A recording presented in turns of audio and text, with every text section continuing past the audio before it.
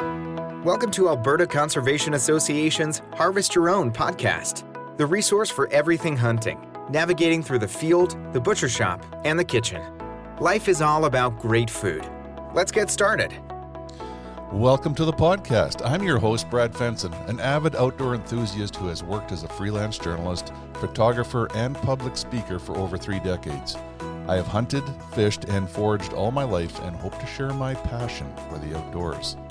Along the way, I want to encourage everyone to harvest wild proteins and enjoy the satisfaction of providing the next meal for your family. Our goal is to educate, entertain, and inspire individuals to get outdoors and create a connection between food, health, and your future meals. Welcome to Harvest Your Own. Today we have a repeat guest on the show, hunter, angler, mother, mentor. You guys are tremendous mentors. Linda Zimmerling. How are you today? Thank you so much for having me. I'm very well. That's good. You know, we've got a bit of a theme with Harvest Your Own. We've done over 60 episodes, and we're getting some feedback. And people are like, way back when you started this, you talked about access, and could you do more? So, Linda, you're back on the show because you're probably the most successful person I know at gaining access by knocking on a door and talking to a stranger. Yeah, and actually, I don't know. I guess I'm a social person. I love that piece, and I've turned landowners completely 180 from saying no to saying, oh, okay, that makes sense, yes. And I think being in front of them, I mean, talking on the phone is more common, obviously, but being right in front of them and chatting with them and finding out, and I think one of the biggest things you can do, or I do, is I show respect right away. This is your land. If you say no, I don't get to hunt. I want to hunt, but I have to respect that you can say no. Absolutely. And there's lots of reasons why they could say yes or no. Yes. The last landowner I was visiting with this weekend, he was telling me stories of people driving into his fields that were not harvested yet, standing crop. Yeah. And I was just... People are so rude. Like, I can't even imagine that. I wouldn't even go into a cut field without permission, and yet people just are rude. It is really strange, people's perspective on access and who has rights. You know, you talk about that in terms of people really going out of their way to inconvenience a landowner, take part of their income away. You know, it's if somebody came and did that to your house or your yard, you'd be furious. You'd have the police out and all the rest of it. So, and I guess the big message is, thank goodness it's only the odd apple in the cart that does that, and that the majority of people are very respectful.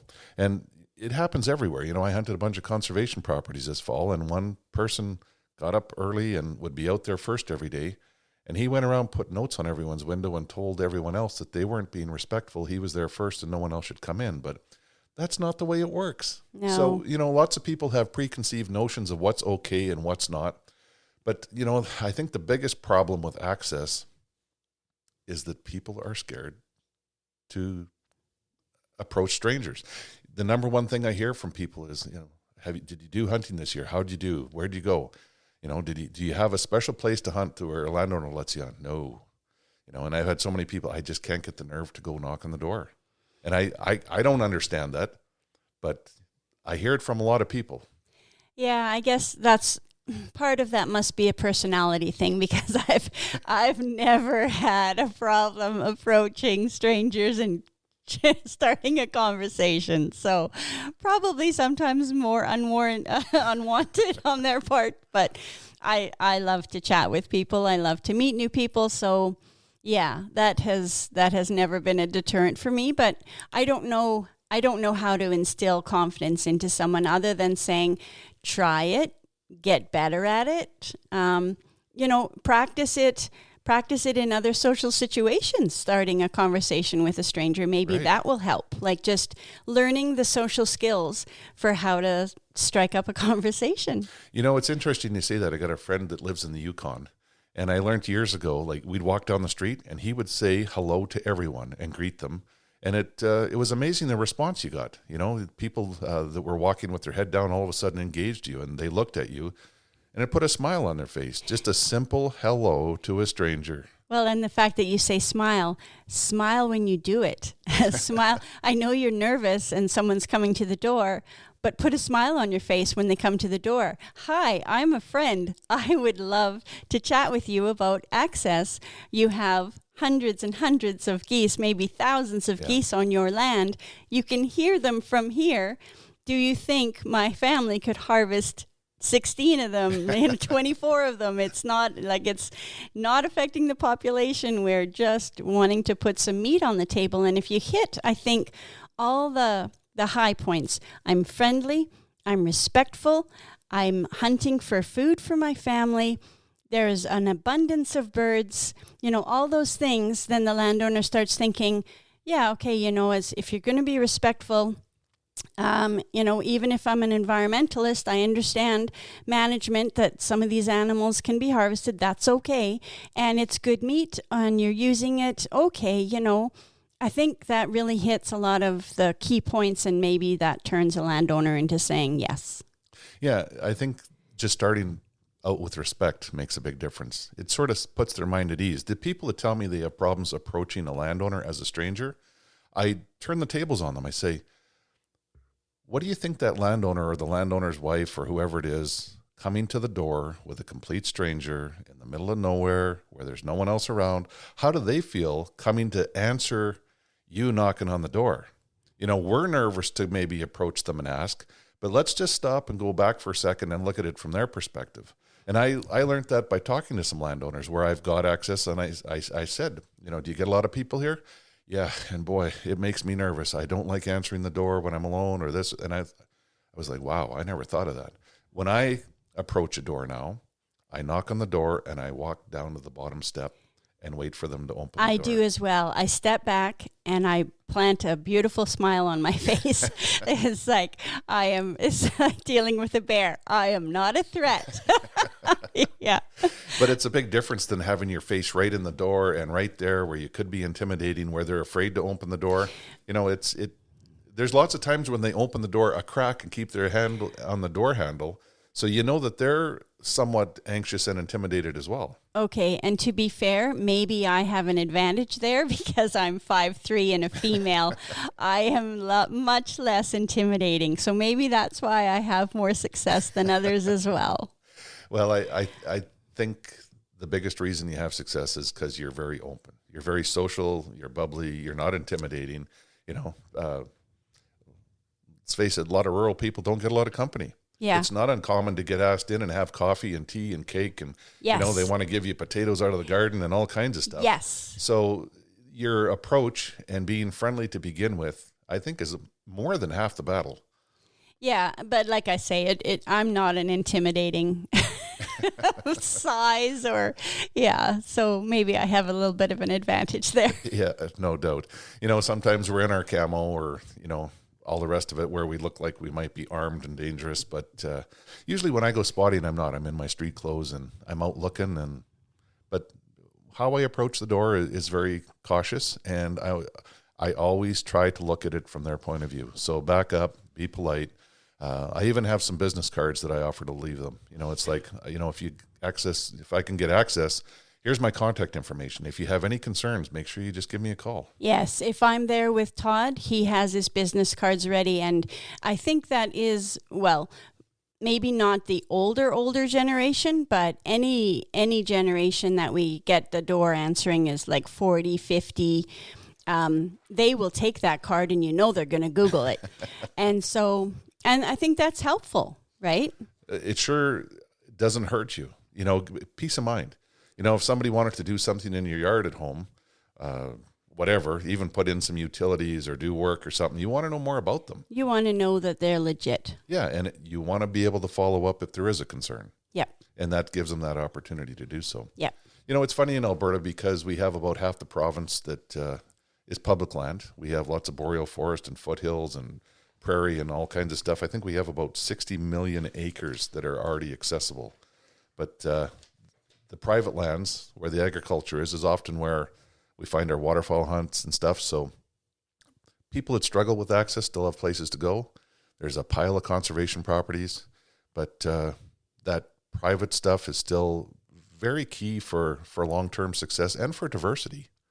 Yeah, and I mean, the agricultural landowners, it's very interesting because, of course, they don't plant the same thing every year, which I think is a good thing in that, for me, like I'm not bugging the same landowner every fall, right? It kind of cycles through. It's like, okay, well, it's your year this year because you planted peas and, barley and that kind of thing. So I think maybe that helps in some regards as well, is they don't feel like they're getting that same pressure every year. It's funny you say that because I often go for a drive with my buddies preseason. And see what's planted? Yeah. Yeah. So it's like, ooh, there's a big landscape of peas over here. There's a bunch of canola over there that, you might be able to find a moose if you had a moose tag, but you can sure map things out in terms of where to start your hunting season if you pay attention to the crops, even knowing your crops. I'm surprised. I saw some hunters one time set up for geese in a canola field, and I'm like, I've seen it too. Yeah, geese don't eat canola. Yeah. So it's knowing some of the basics and educating yourself is certainly a great place to start in terms of where to look for birds, where they're going to be, why they're going to be there, and setting up smart. So our time is valuable. Let's not waste it. Let's make the most of it. Yeah, I mean, I had my nephew out, and he said, oh, well, I went back to the field they were in last year to see if they were using it again. And I said, yeah, but that's in canola this year. And he said, oh, does that matter? Yes, it does. Yeah. But the key point is that he did go to the area where the geese were before, and that is also a good start. I mean, know the area that the geese are familiar with, and then see what the crops are that they'll be visiting. That's an important point. He was on the right track going back to look, because exactly the fields that the birds like, if it's in the right crop, they'll be there. Exactly. Year after year. And, we really saw that with our snow geese, right? Spring snow geese, when they came back, there's certain fields that they really targeted. And when we were chasing them real hard, we shot the same fields every spring. Yeah, spring snow geese is exactly that. Yes. Yeah, and, deer can be that way too. If you have the habitat that'll hold them and provide bedding cover and stuff, and they'll adapt to whatever the crops are to be there as well. Well, and knowing what the habitat is based on wind and structure, like where they can sit. If it's warm, they're going to want to be exposed a little bit more. If it's really cold with the wind, they're going to want sheltered and leeward. And knowing your terrain and knowing what's around them, you can almost figure out where they are.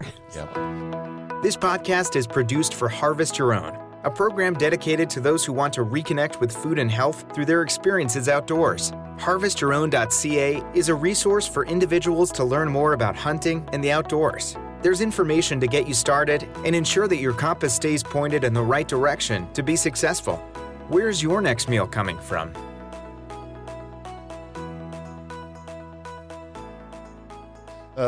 Let's start at the beginning. We've talked a fair bit about access, what to look for, crops, acknowledging landowners' concerns and anxieties as well.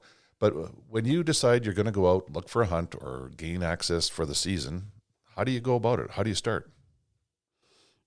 Just going for a drive, like you say, and then seeing where the birds are, recollecting. I have my iHunter, so of course I pull up, I create the fields for just last year's, last fall's sites kind of thing.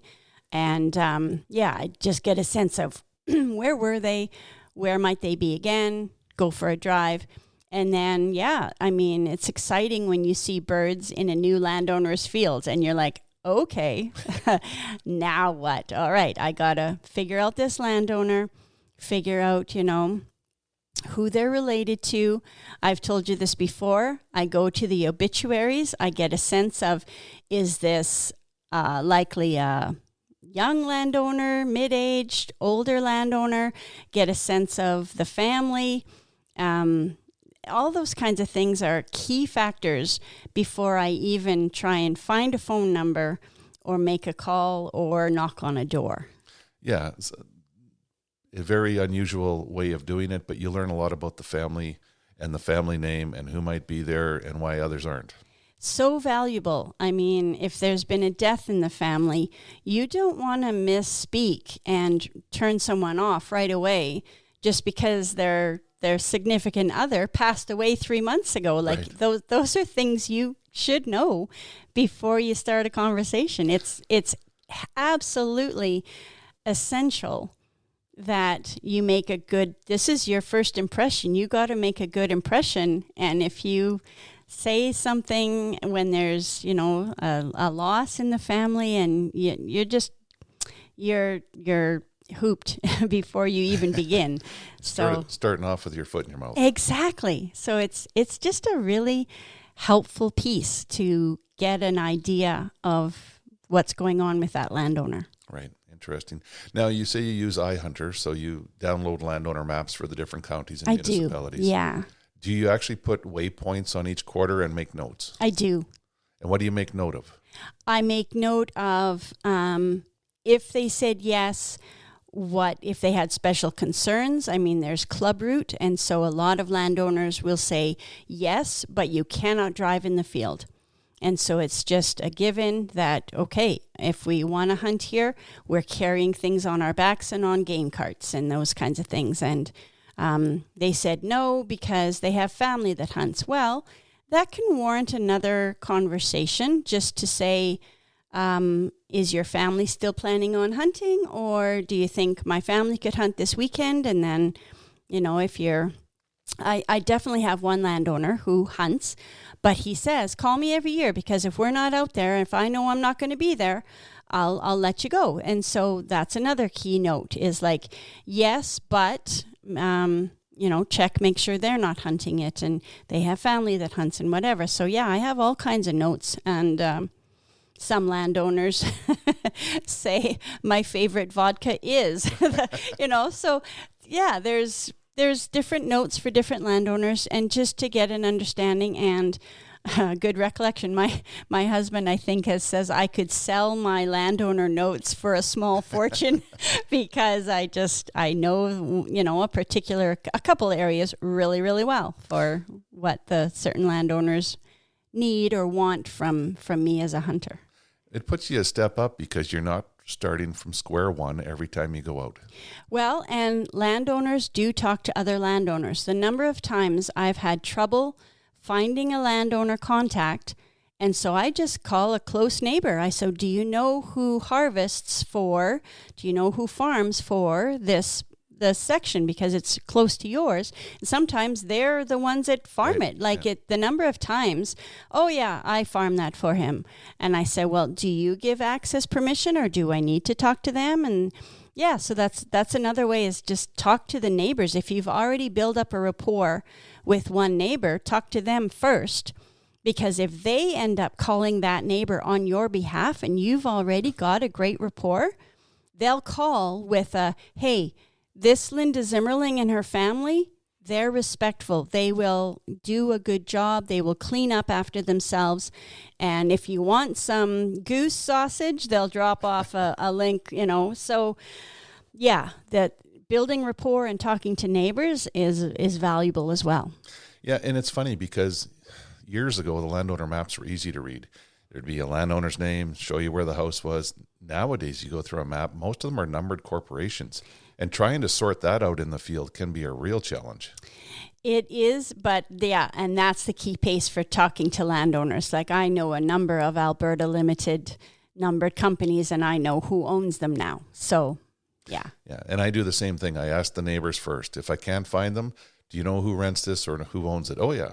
And exactly. They know who does. They know everyone in the community and what they do. So it's always a good idea to just start by knocking on a door, even if that's not the place where you're going to hunt. Yep. And if you see a farmer in his field and he's having some difficulty, stop and ask if there's anything you can do to help, because we've helped track down loose cows.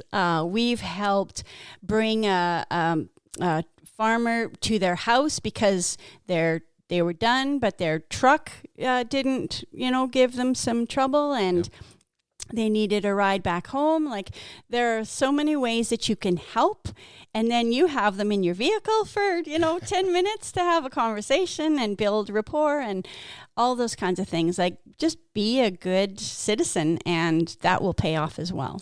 Yeah, it's interesting. I wanted to talk to a landowner this fall, and he was busy working his field, so pulled the truck into the approach and watched. I could see him look over, but he turned around all the way back down the field, and finally walked out there, and he stopped, and I said, well, I didn't want to be rude and come in here. He said, I thought you were just turning around. Like, feel free, come on out and stop me and ask the question. Otherwise, I don't know what you're doing, and I'm not going to stop otherwise. Yeah, no, I had another one too. He was doing some, and I stopped, and I got out of my truck, and I stood a few paces in front of it to let him know that I would like to talk to you, but I'm just going to wait for a convenient time for you. And then he came in, and he was moving grain from one into the binned truck. And I said, that is such an amazing process. I was like, I'm not familiar with any farming practices, but I hear that the technology is amazing. He says, I have it here on my phone. I have exactly how much weight is going in, and I know when to stop the machine. Like, I know when it's full, even though I can't see it. I know the weight, and I know when to stop it. I was just like, that's just amazing. And yeah, so having that conversation with him, he said, so what are you actually interested in? I said, well, this was peas, and I would love to hunt it if you're finished here, and because the birds are all around. And yeah, we got permission. So it's having a conversation and showing interest. I mean, I literally was interested, but showing interest in what they do. Well, it is interesting. That rural life is kind of appealing to a lot of us that love the outdoors and seeing it.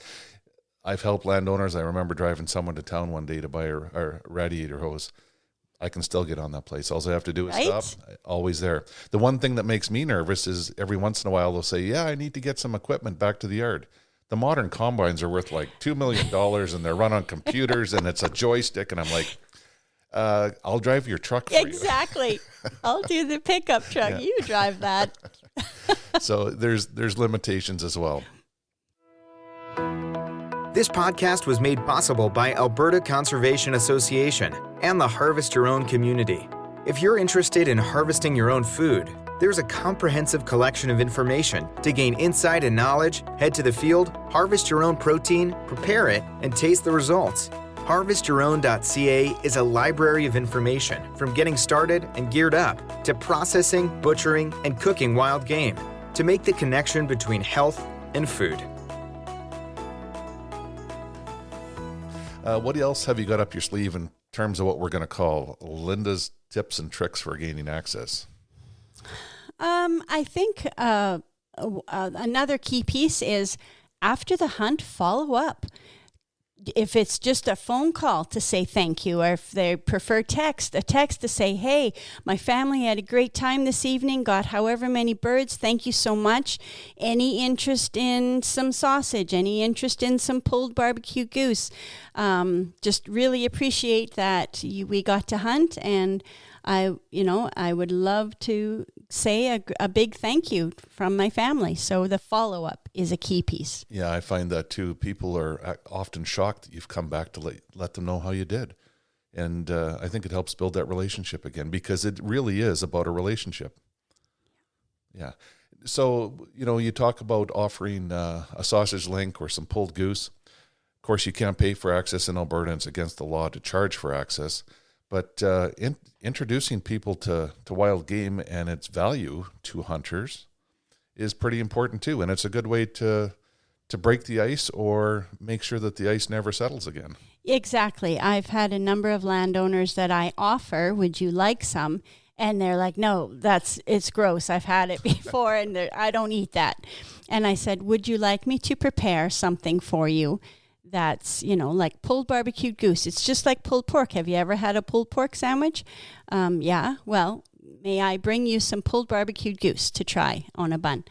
And, the sausage, I said, if you're a sausage eater, I've got breakfast links. I've got garlic sausage, all different kind of pepperoni sticks. Like, it's, the world's your oyster. Oh, the one lady was just over the moon with the jerky. And she's like, I can't believe this is goose. And so Yeah, it's introducing them to something, and then they kind of maybe understand a little bit more why you do it, because there is something delicious at the end of it all. Right, it's part of that passion. And we see that a lot when we've held the waterfall warm-up now for many years. And when we started, I mean, most people are waterfall hunters that come there. The majority were saying, my family doesn't like to eat ducks and geese, but man, there are some great ways to prepare them and use them. There's an excess of them, like our snow goose population is still burgeoning. Our Canada goose population is up over 600% over the long-term average. And they're delicious when you put them together right.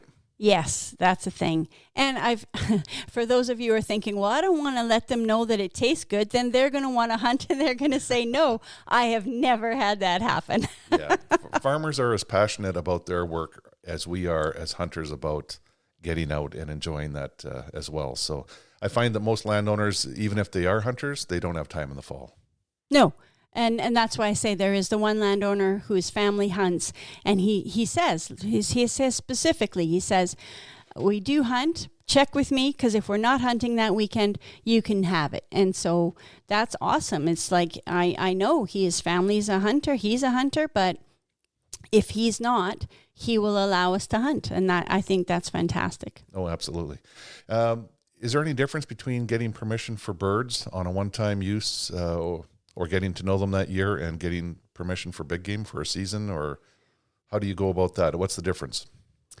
I think it's relatively similar. It's a phone call or a knock on the door.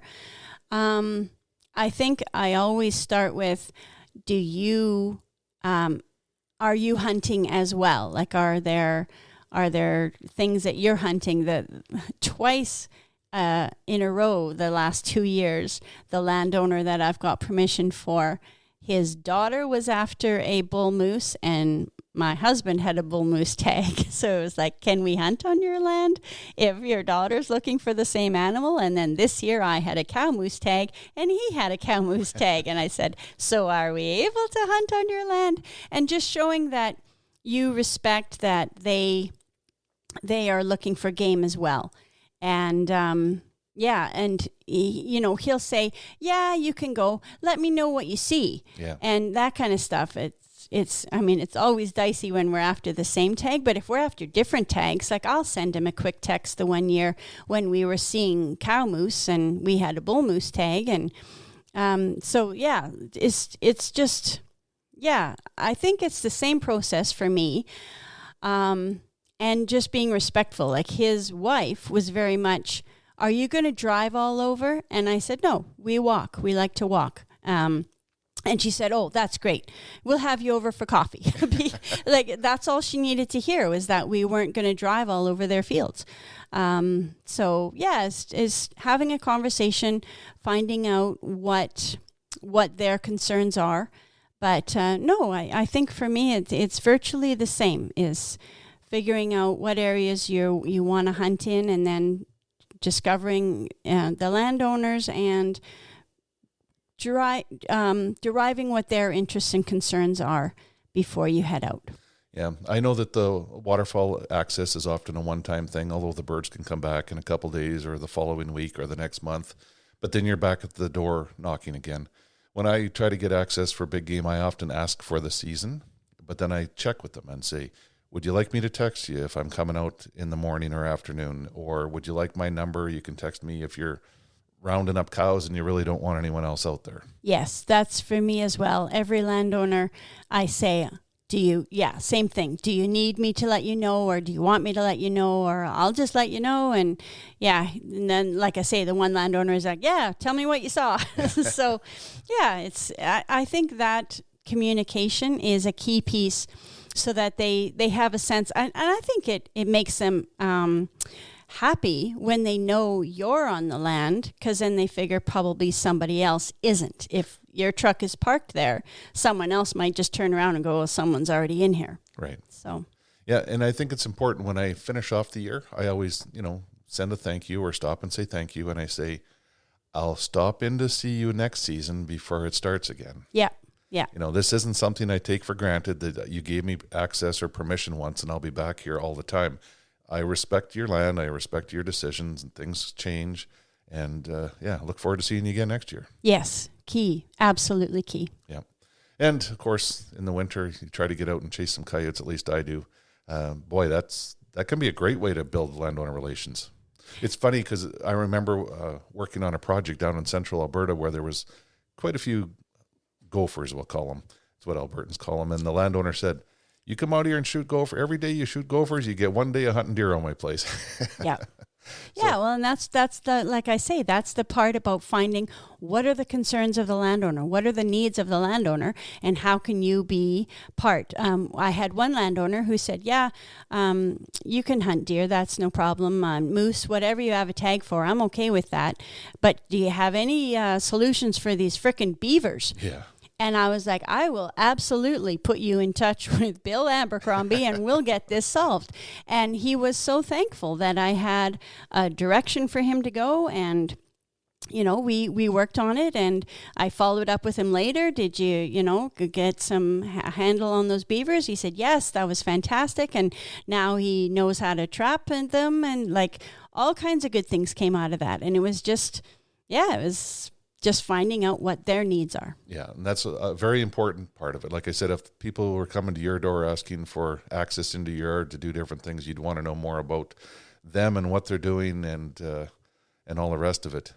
Have you got any other tips for people? I think we've covered a lot of ground here, and I think the main message is don't be intimidated. Don't be scared. Like, go knock, be as friendly as possible, share your information, and, I find that I get access more times, certainly, than I get turned down. And it might sound interesting, but if you're just making a phone call, smile while you talk. You'd be surprised at how much it comes through that you're smiling while you talk compared to if you aren't. I think it's all great advice, Linda, and our family certainly appreciates your hard work in terms of gaining access and your love for it. I think you get as much satisfaction out of tying up land, getting to know new people tying up land, as you do shooting birds. And I say tying up land for the day for a hunt. For the day for a hunt, yes. It honestly is like when we find birds on a new field and I have a new landowner, I'm like, okay, new challenge. And yeah, when I get a yes, it's quite a thrill.